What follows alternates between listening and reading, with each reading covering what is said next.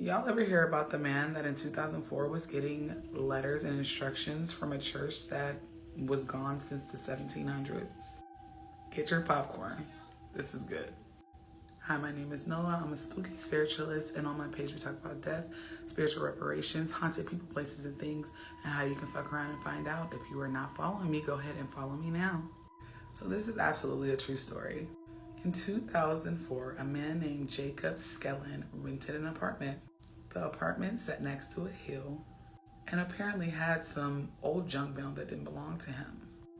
But it was a new apartment. He was nosy and curious, so he started to go through the mail. One letter looked really out of the ordinary and caught him a little off guard. The letter was suspiciously aged.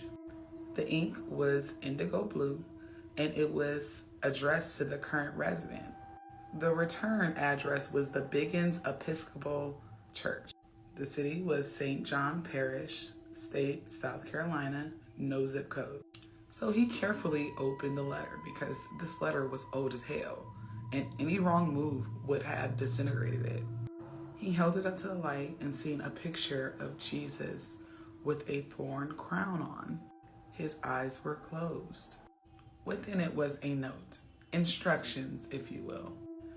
The instructions said to kneel in front of the letter as if it was a prayer rug. It also said if he reads from the book of Psalms, that his prayer will be harvested. He was about to toss the letter, y'all. But just as he was going to throw it away, he noticed it said, when you did this, when you kneel and use this paper as a prayer rug, Jesus will awaken. So he began to get a little curious and decided to follow through. He recited King James lines from Psalms, and he looked at the letter. And this time, the image of Jesus, his eyes were wide open and appeared to be glowing. Of course, this startled Jacob, so he jumped back from the letter. But then he looked again, and the image had a picture of Jesus with his eyes closed again. The church also asked him to enclose a prayer request and an offering of his choice and mail it back to the Biggin church. The letter concluded that the Holy Spirit is always watching him and would pass by his window where he could see them that night. So that night, Jacob laid in his bed and was a little spooked. He was a little scared. But his thought process was, I can't believe in anything I don't see, so he turned his back to the window and he went to sleep. No events really happened. It was a normal night. So the next morning, he went back to the letter, okay? And he requested to see a ghost. Any old ghost would do. Put his offerings in the letter and mailed it back to the Biggin church. Now, all of this was happening in the fall of 2004. So one evening in December 2004, he got home from work, did his usual stuff, took his work boots off, and noticed he had a letter. It was slipped underneath the door, and it was just as aged and old as the first one. And it was from the Biggin church. But this time, it was addressed to him, Jacob Skelen. He carefully opened the letter, and inside were coins. And it said that his prayer had been answered, that the spirit passed by his window and saw him sleeping. It also gave him instructions to put one coin in each shoe. One coin in his left shoe for blessing the past, and one in his right for the blessings to come. It also said that the past and the present are about to merge and that Jesus is always watching you. And by keeping the coins in your shoes, you are showing faith. So Jacob pulled the coins out and put them up to the light to see them better. The coin read, Confederate States of America, 1861. Surrounded by different things like corn, maple, wheat, all the things that would have been picked by us sharecroppers.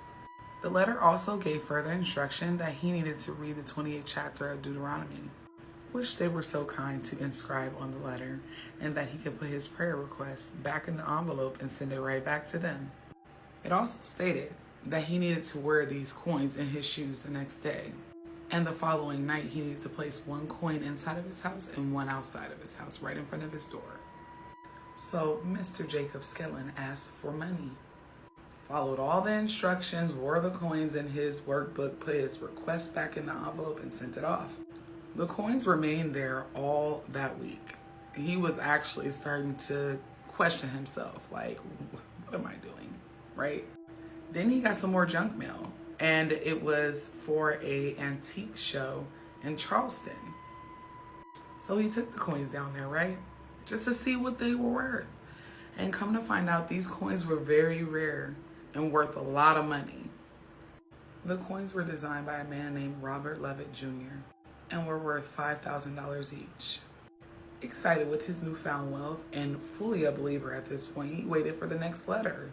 He met the mailman at the mailbox every day for a month with no communication from the Biggin's church. So one day he decided to ask the mailman, where is the Biggin's church? And the mailman looked at him like he was crazy. The mailman was like, you're practically on top of it. If you just cut through these trees up that hill, you'll be right on the church grounds. So then Jacob asked the postman, do you deliver a lot of mail from that church?